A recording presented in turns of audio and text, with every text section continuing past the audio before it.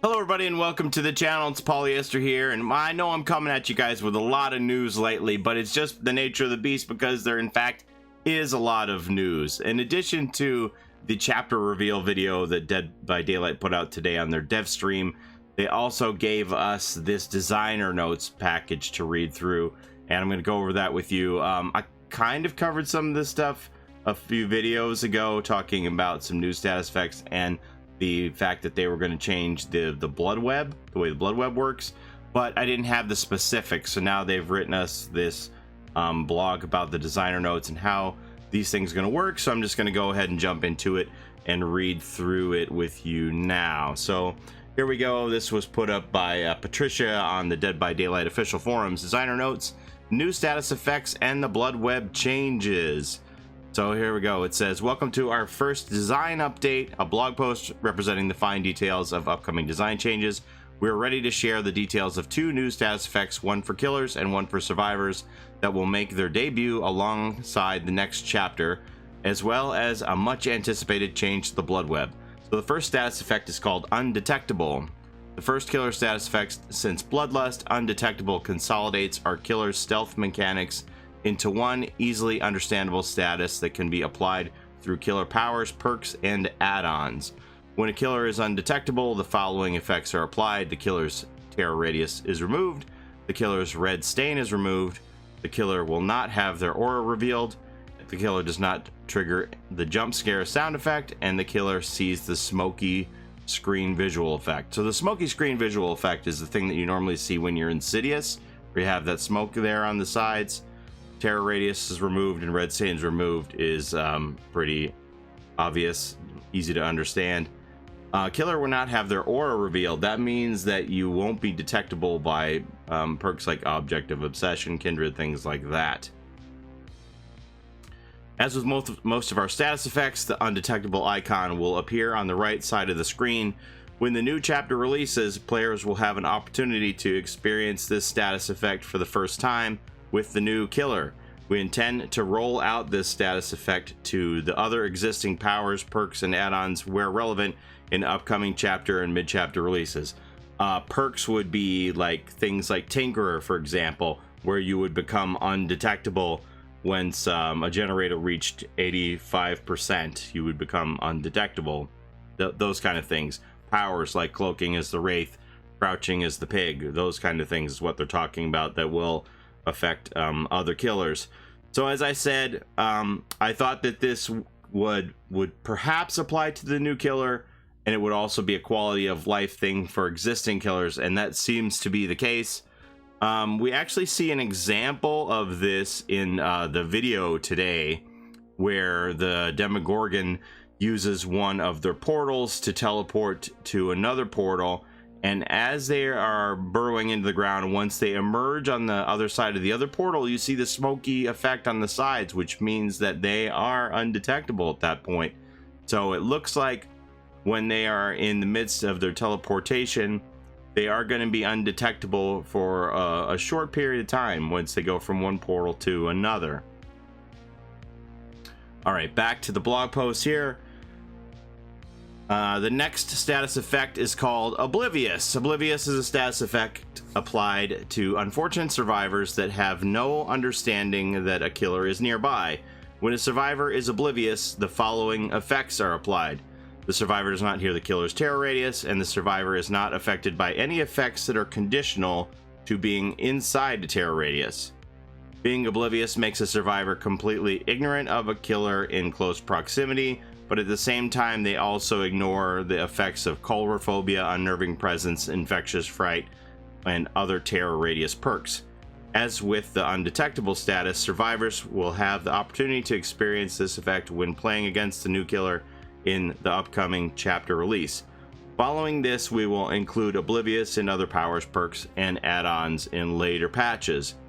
So this one's kind of weird for me. I'm gonna have to see it in effect to understand it, because it says that survivors have no understanding that a killer is nearby. But if you're showing me that I'm oblivious, then don't I know that a killer is nearby? If the status effect is applied when the killer's nearby, and I see it on my screen that I'm oblivious, then doesn't that tell me that the killer's nearby? I don't know. I'm going to have to see it in effect to understand it. But I'm assuming right now at this point that what they mean is you see here in this video where Steve and Nancy are trying to dismantle one of the Demogorgon's portals, and they said on the dev stream that once you start touching the portal that you aren't going to be able to hear the terror radius. So maybe that's with the understanding that once you start messing with this thing, this is just a quality of life thing to let new players know, hey, just so you know, once you start touching this thing and mucking about, then you are oblivious and you're not going to know when the killer can come and get you at any moment. So maybe that's what they mean by you don't understand that you're in danger. Maybe it's just letting you know that, hey, you're putting yourself out there where you aren't going to be able to hear terror radius by doing this. That's the only thing I can think of. So those are the two new status effects. And then I told you that these bloodweb changes were coming because we were going to get up to with 6 additional perks, we're going to get up to what, 71 perks on you would have to go through 223 bloodwebs to max out a character, which is like so as I predicted, the bloodweb changes. The update will also see a change to the bloodweb, which significantly cuts down the amount of time taken to unlock perks. From level 40 and beyond, more perks will be appearing in each bloodweb, giving you more choice between which perks you take, increasing the odds of finding the perk you want and potentially allowing you to take 2 perks per level. The exact details are as follows. Levels 1 through 39 are unchanged. Levels 40 through 49, 3 perks will appear on the bloodweb and up to 2 can be purchased. And level 50, 4 perks appear and up to 2 can be purchased. The other rules of the bloodweb remain the same. When you take a perk, the entity consumes another perk at random. If you are efficient at acquiring nodes on the bloodweb, this change means that you could earn up to 2 perks per level, although you will be racing against the entity. With the total number of perks growing with each chapter release, getting the perks you wanted could be challenging. With this change, the odds of finding the perk you want are doubled, and the amount of time taken to unlock all perks is dramatically reduced. All the changes mentioned above will first be available in the 3.2.0 update. We look forward to hearing what you think once you've gotten a chance to try them out. See you in the fog, the Dead by Daylight design team.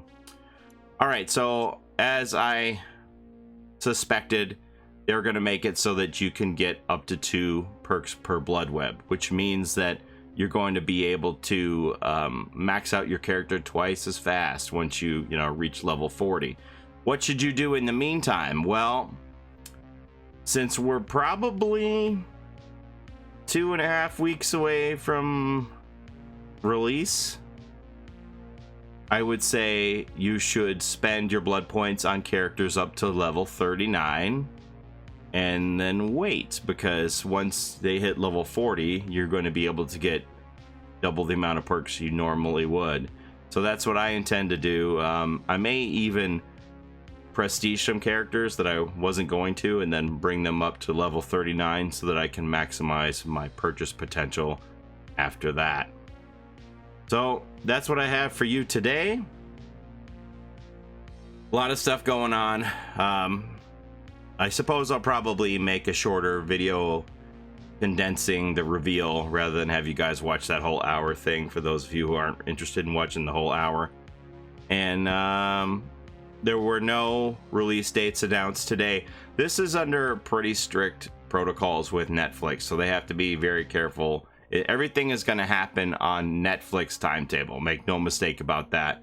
So the fact that they haven't announced any public test build dates or official release dates is by design, according to what Netflix wants. Having said that, I do still expect the timeline to fall in place the way I believe it will, with the the public desk build taking place on August 27th and the full chapter release on September the 10th. Those are the dates I'm going to stick with until I find out otherwise, as I don't know what else to tell anybody. We don't know the release dates, we don't know the price. One thing we do know, though, is Dave Richard confirmed today on the Twitter that Natalia Dyer and Joe Keery are not voicing the two survivors, so there are no voice lines for Steve Harrington and Nancy Wheeler. That was so funny in that German interview that they said Steve Wheeler. All right, thanks for watching, everybody. Have a great day, and we'll talk to you later. Bye-bye.